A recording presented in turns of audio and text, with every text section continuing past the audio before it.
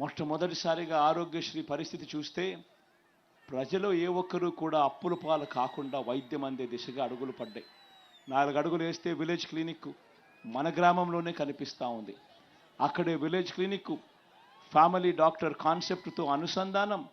మొట్టమొదటిసారిగా ప్రతి 15 రోజులకు ఒకసారి డాక్టర్ వస్తూ ఉన్నాడు. విలేజ్ క్లినిక్లో కూర్చొని ఈరోజు వైద్యం అందిస్తూ ఉన్నాడు.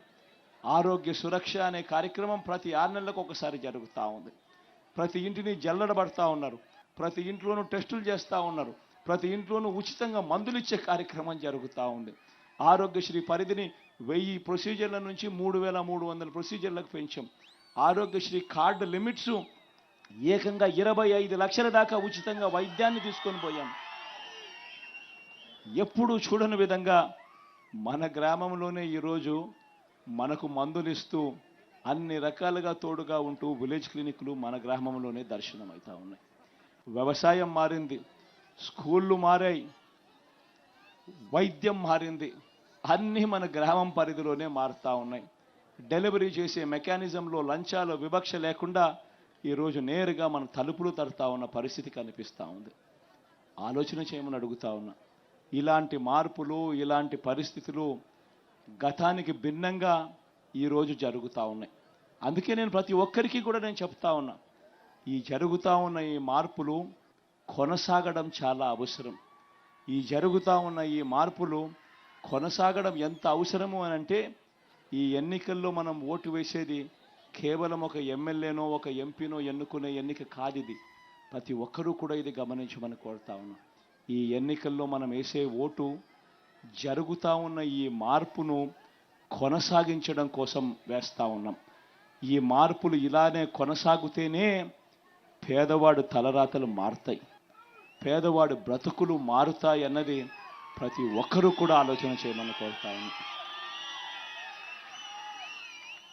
ప్రతి ఒక్కరూ కూడా నేను చెప్పిన ఈ మాటల్లో వాస్తవం ఉంది అని మీరు కూడా అనుకుంటే, మీ అందరితో కూడా నేను కోరేది ఒక్కటే, ఓటు వేసేటప్పుడు ఖచ్చితంగా మీ బిడ్డకు తోడుగా ఉండవలసిన అవసరాన్ని గమనించమని కోరుతా ఉన్నా.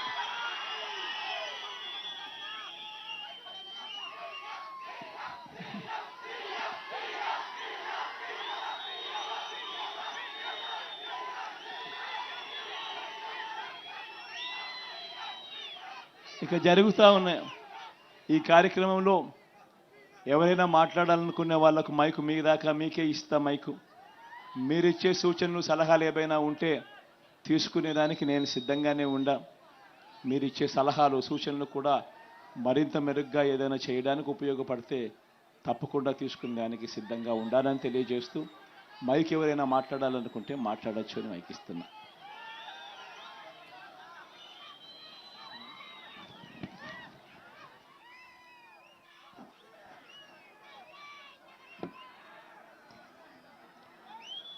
తుగ్గలి రాతన ప్రజలందరూ కూడా ఇప్పటిదాకా అన్న చెప్పారు.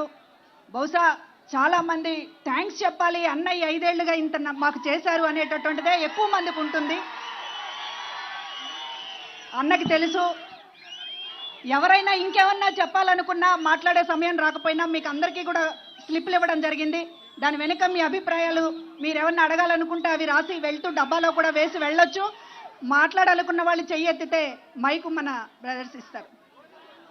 ముందు అన్న అక్క చెల్లెమ్మల్ని అడుగుతారు కాబట్టి ఒక అక్కకి ఇద్దాం ఛాన్స్. ఆడవాళ్ళకి ఎక్కువ ప్రాధాన్యత ఇద్దాం బా.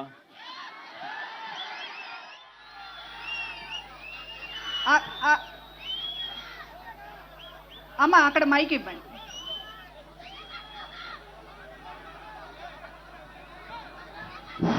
మా జగన్ మామ అని పిల్లవాడు.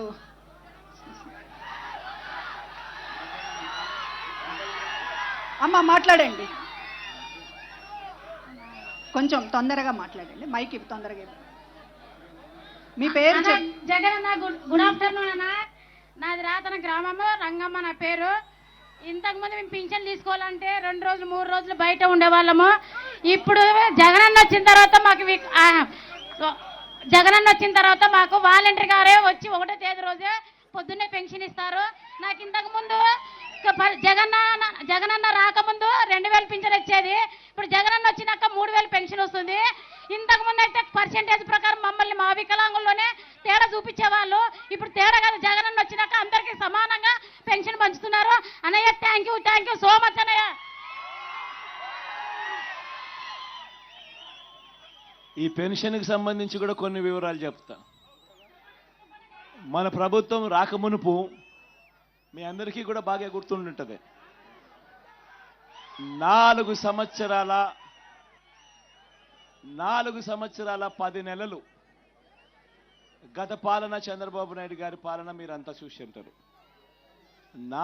ఆయన 5 సంవత్సరాల పాలనలో 4 సంవత్సరాల 10 నెలలు చంద్రబాబు గారి హయాంలో పెన్షన్ ఎంత అని చెప్పి ప్రతి అవ్వను ప్రతి తాతను అడగాలి.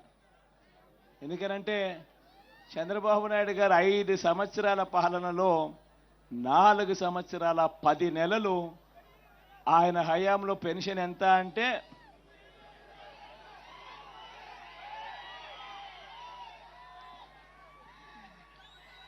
మీ బిడ్డ హయాంలో పెన్షన్ ఇవాళ ఎంత అంటే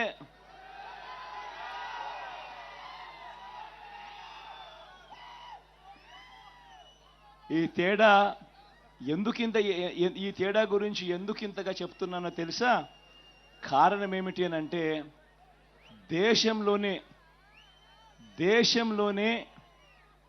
ఇలా 3,000 రూపాయలు పెన్షన్ ఇస్తా ఉన్న రాష్ట్రం దేశంలోనే ఇంకొకటి లేదు.